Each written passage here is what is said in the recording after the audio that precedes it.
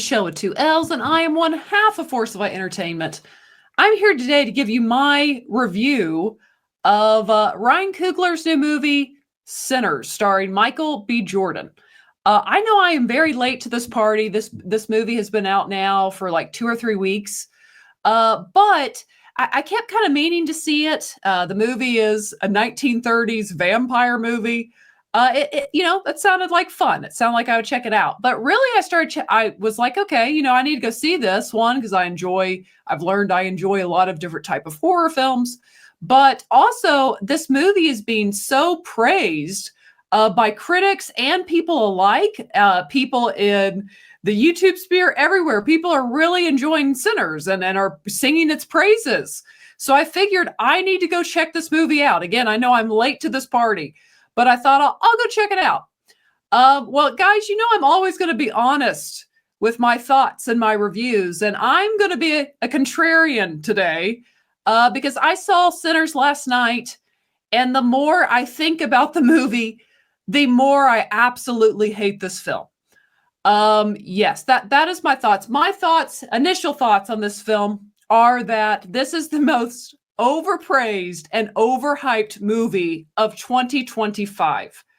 Thus far, that is the backdrop of this film. Again, we're getting into vampires, and the way they do that, there's a mystical thing that if someone is such a talented musician as one of the leads in this film, who's known as Preacher Boy, as he is at playing his guitar, if you are so good at a musical instrument, you can somehow conjure up a bad spirit. I don't know. I guess the message here is be mediocre at whatever you do, and you won't conjure up vampires. I don't know. I don't know what I'm supposed to get from that.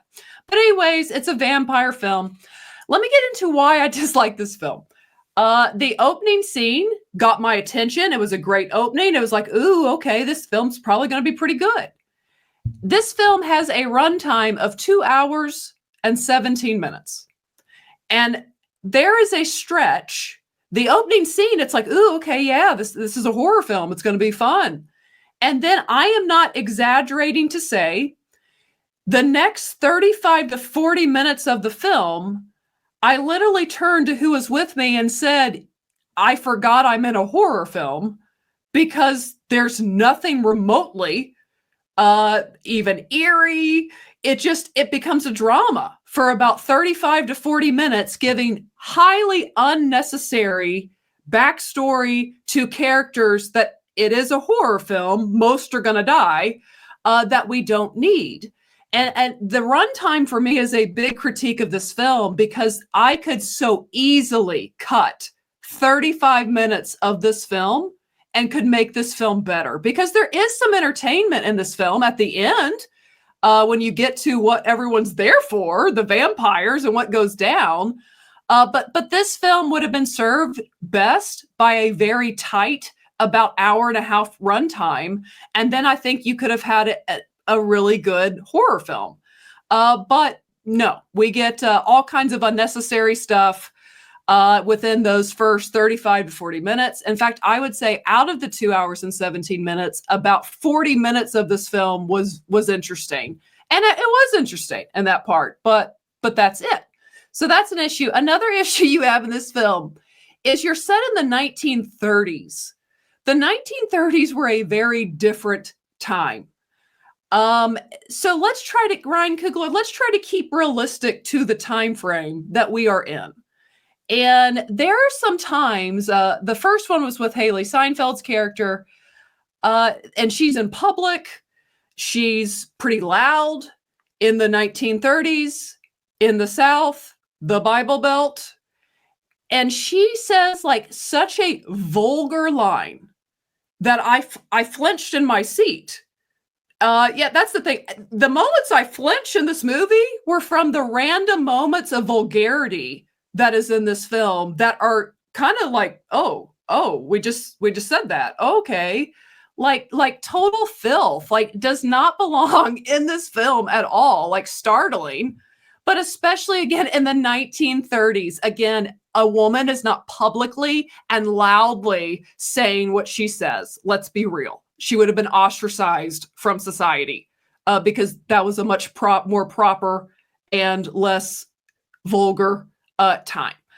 So some of the vulgarity, just the unnecessary scenes in this film, were like, oh, like I didn't want that. That's not what I came here for, man. I came here for the vampires, not this. So you've got that, and then let's move into the vampires, because yes, they're gonna get kind of, it is a vampire. I'm not really spoiling anything, but maybe light spoilers, I guess. So be warned here.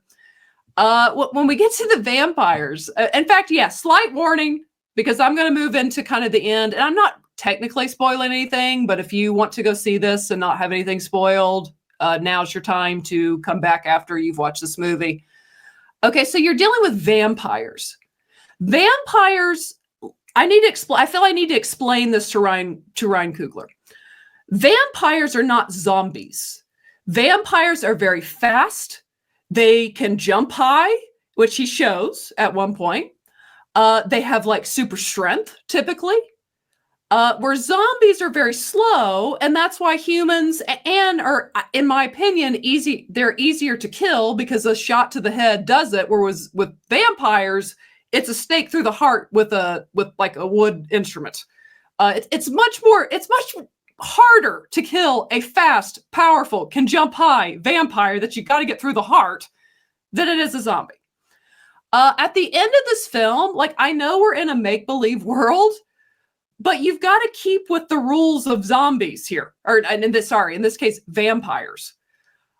I'm supposed to believe that 6 or 7 people at the end of the film, whose names are not Blade, by the way. Blade is not there. If it was Blade, the end makes sense. But Blade is not there. I'm supposed to believe that these people have a fighting chance against like 50 vampires? In what world? In what make-believe world do they have a shot to get out of this situation alive? Like, there is no chance. They're vampires. They would have wiped them out in probably less than a minute, if we're being realistic. I mean, it was absurd. Like, I couldn't believe it. And that's the most entertaining part of the film. When we get away from just the vulgarity, the drama that's unnecessary and everything else. And even that part, like, you're just finding yourself like, this isn't believable. This is ridiculous. Again, if they were zombies and they're slow, they had a shot. They had a shot at the end of this film. But vampires? Again, are you Blade? Like, no, they can't beat them. Like, this is absurd. This would not last near as long as this scene lasts. This would have been over like that. I mean, good gosh. I'm trying to think of anything else in this film. I will say too, kind of themes that I guess here's another, this film is very unfocused.